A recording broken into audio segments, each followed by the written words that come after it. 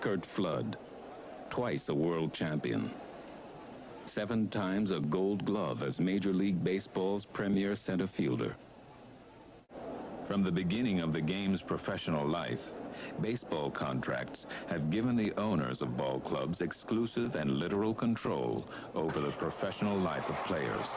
Exempted from antitrust laws, the national pastime was long run by owners determined to maintain that control.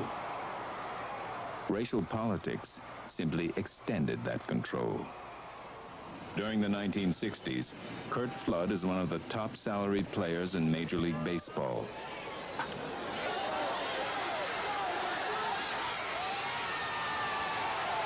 But many things in the game are troubling to him. One thing in particular. You have to understand the baseball players at that time. We thought getting $20,000 a year was a fair share of this incredible amount of revenue that's being made in baseball. I knew that the reserve clause in my contract was illegal, and I thought that I was the one to make the difference in our contracts.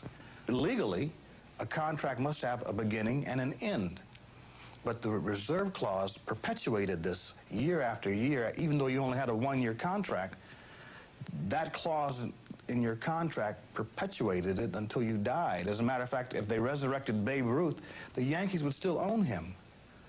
That's how ironclad that clause in the contract was.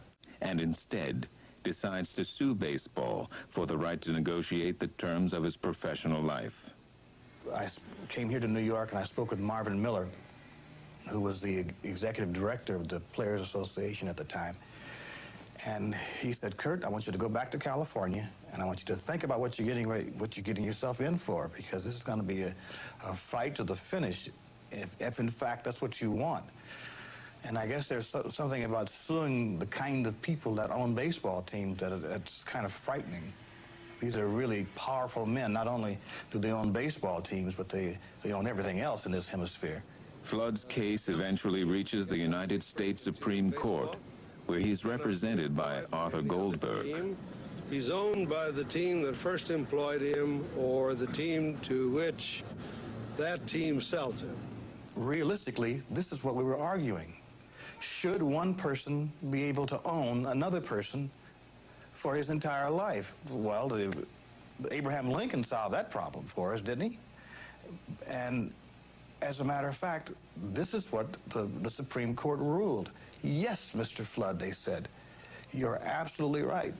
One person should not be able to own another person, be it a baseball player or whatever.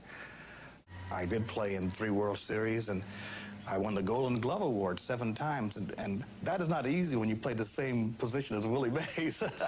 I hope they remember some of the great things, the great times that we had. I played on some fine teams with some fine young men, and more than the Supreme Court decision, I hope they remember that I gave 100% all the time.